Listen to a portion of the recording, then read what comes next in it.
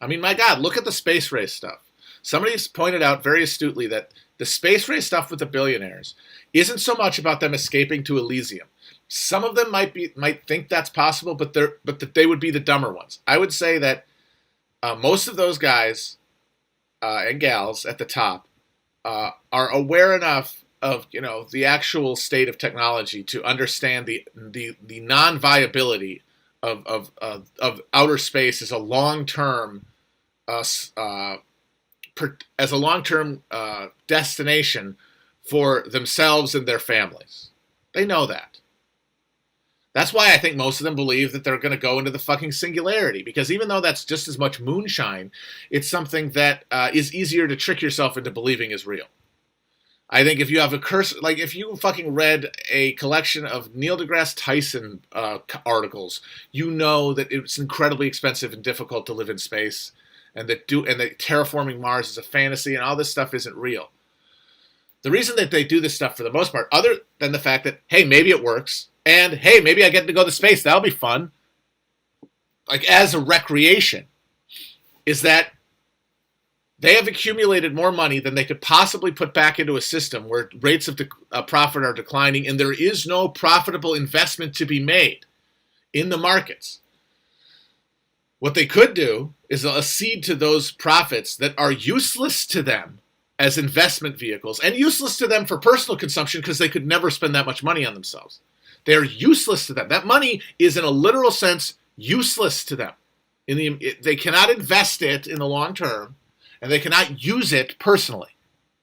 They just have it. This is why cyclically and traditionally societies have to destroy accumulated surplus. Otherwise, it fatally destabilizes a social system.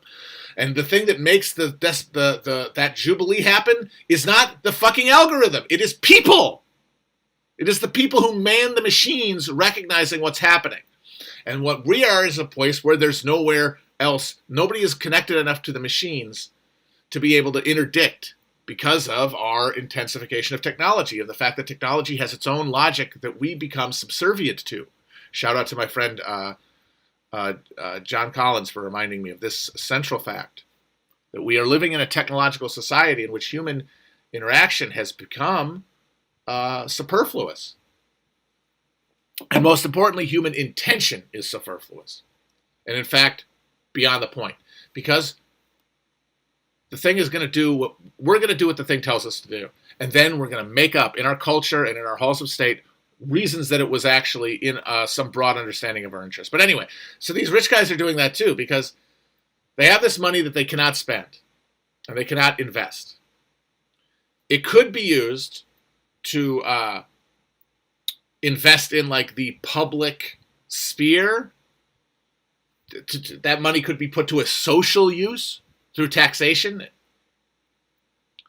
But that would minimize their power in the hierarchy, their position in the hierarchy. It would undermine their envision of their long-term project, which, like I said, is much more likely to think that to be in the singularity than to be in space. But anyway, they have to do something with this money. And putting it into space, shooting it into space, is their privatized form of destruction of accumulated capital, but in a way that does not benefit anybody else. He gets some residual effect because he gets to influence things more. It's a propaganda victory. Like for all these guys, they get to have their hand in the federal kitty in the form of NASA funding. They get to influence and control like our technological agenda governmentally. That's all value, but that's all second order value to the main thing, which is the money's got to go somewhere. Shoot it up into fucking space. At least then, hey, I get to go to space. It's just incredibly expensive recreational wasting.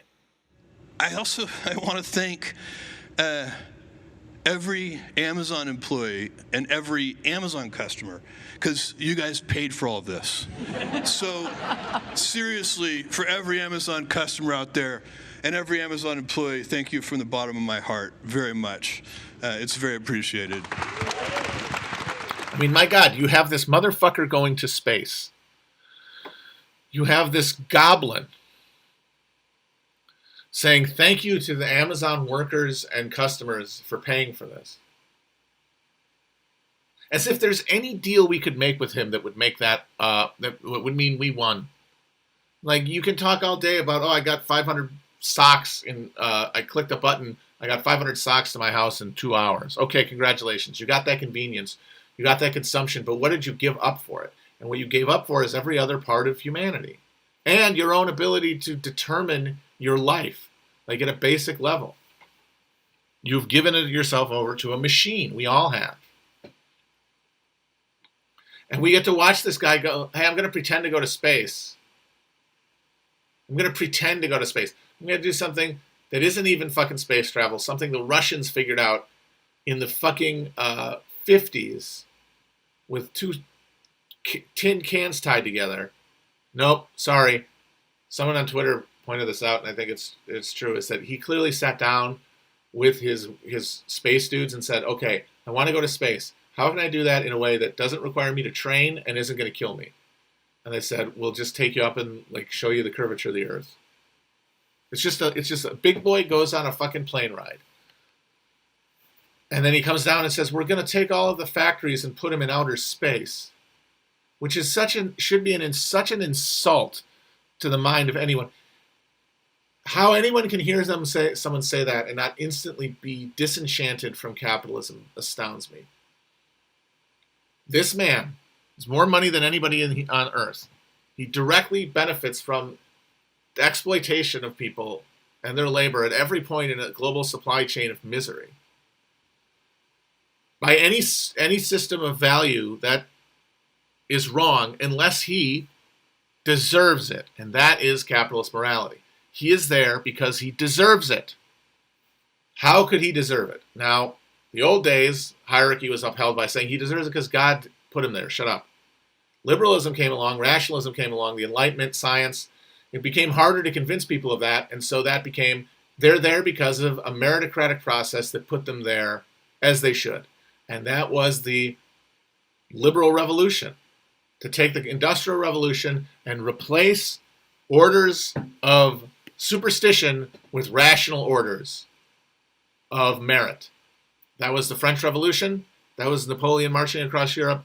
That was the 19th century, was the imposition of those ideas that by the 20th century were hegemonic and then eventually overwhelmed the world.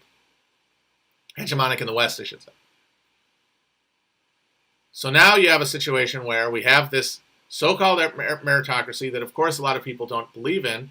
Some people say, leftists say, it's not a meritocracy because meritocracy is fake. But liberals would say, no, meritocracy is just not perfectly implemented.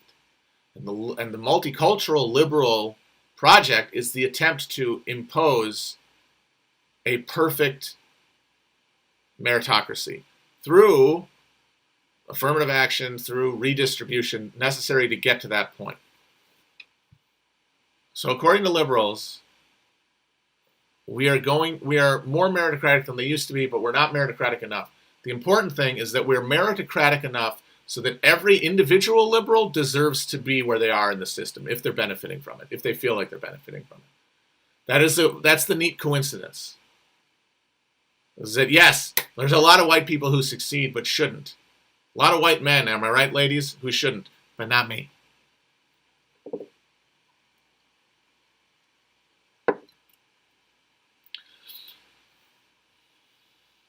Now, there are a lot of liberals, though, who say, no, and it's not that racist, calm down. But there are also conservatives who aren't full race warriors, who do think that, you know what, even though there's affirmative action and the media and stuff, we still basically have a fair system of capitalism. So, like I would say the vital center of capitalist belief in this country says, we have a system that is meritocratic enough that the richest man on earth should deserve that through some sort of genius, some sort of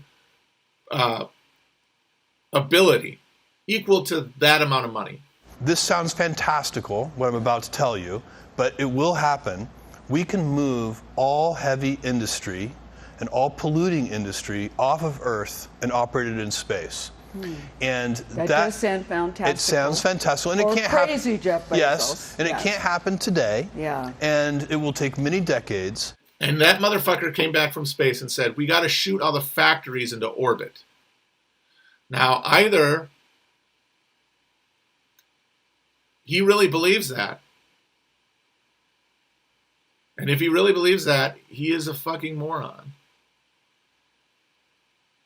And he does not deserve to be up there. Or he's lying to you.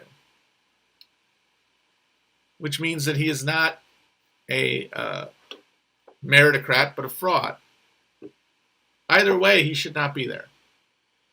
And certainly the fact that he thinks you're going to believe him should be the ultimate insult. More than anything. The fact that he fucking thinks that some portion of you are going to believe him, either agree with him or even think he thinks that. He does not have any respect, that's for sure. But yeah, no, nobody who says something like that after blowing all that money and then telling people, yeah, this is your money I'm blowing, goes up, does that, comes back, has that result, can possibly say that capitalism has not failed.